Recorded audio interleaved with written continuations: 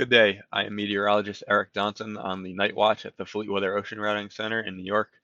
Today is early on Monday, January 23rd at about 0:30 GMT, and this is going to be an update on the heavy weather across the North Pacific Ocean basin over the next several days.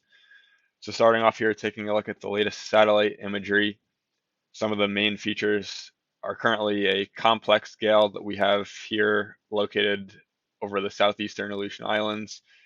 Then we have another gale further to the southwest here that will be moving eastward and weakening over the next several days.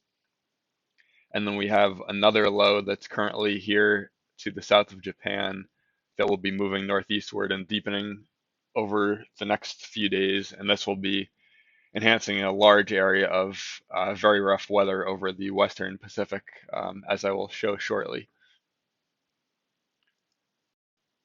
So taking just a quick look at the upper level jet stream winds at 300 millibars here, just to get an idea of the overall flow. We can see we have a very zonal west to east flow over the western part of the Pacific. So that's supporting systems quickly moving to the east off of Japan and moving across the North Pacific Ocean. And then we can see we have a bit more of a ridge over the eastern Pacific. So this will support systems then getting pushed northeastward into the eastern Bering Sea and Gulf of Alaska vicinities. So now taking a look at the latest 20-second 12Z GFS model run. Again, we can see the systems I highlighted here, the complex gale over the southeast Aleutian Islands vicinity, and then that other gale I mentioned further to the southwest. So we can see we have an area of high seas in association with both of these systems on the south side, along with gale to strong gale force winds. As we move forward in time, we can see this northern system also starts to weaken in the next few days. So that area of high seas will gradually start to lessen as it pushes further into the Gulf of Alaska. And then we can see here that other gale, high seas persisting on the south side of that. But once we get to the 24th, we can see that system begins to weaken as well, with seas starting to lessen slightly, but still up to about 7 to 8 meters on the south side by early on the 25th. And then moving even further forward in time, this is now getting toward the end of next week, Thursday.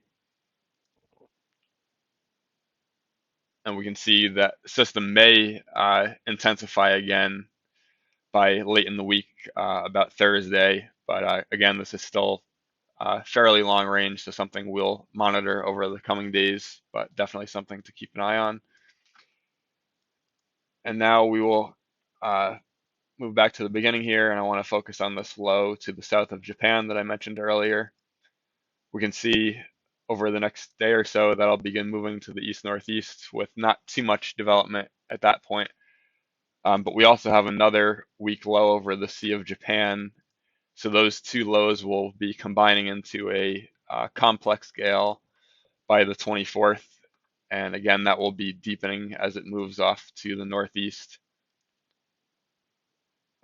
Expected to be kind of just south of the Kamchatka Peninsula by late 25th, early 26th. And we can see just a very large area of heavy weather impacting the western North Pacific, with a fairly large area of high seas, or very high seas in excess of 9 meters for much of this area, along with gale to storm force winds. So this is definitely an area that any ships are going to want to try to avoid at this time. It is looking like for trans-Pacific routes at this point, it would be better to take vessels to the south of this area of high weather, heavy weather. So say rum line routes, maybe to Osumi Keikyo, and then going to wherever the ports of call would be from there, or vice versa for eastbound routes. Also going to want to stay south of this area of heavy weather as it persists through the end of next week, as we can see here.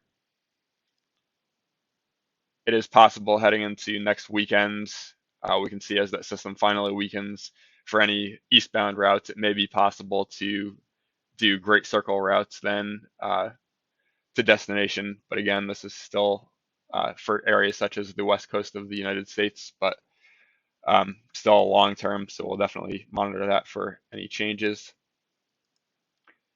And then the last thing to note, also in association with this system, is we will get a surge of gale to strong gale, possibly storm force gusts and very rough to high seas associated with the cold front with the system for areas such as the Yellow Sea, the East China Sea by the 24th, and then extending into the South China Sea by later on the 24th into the 25th.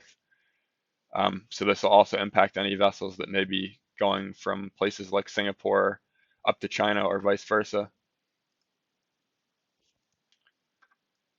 And that pretty much sums it up. As far as in the eastern North Pacific, just to quickly finish off, we currently have high pressure off the west coast of the United States, and that is expected to generally persist for the next few days. So other than a brief period of some rough seas uh, impacting that area from the gale storm track, overall, this area of high pressure will keep systems moving into the Gulf of Alaska vicinity, as I mentioned earlier. So many vessels that may be doing routes along the west coast of the U.S. towards um, Mexico or the Panama Canal or vice versa should be in pretty good shape.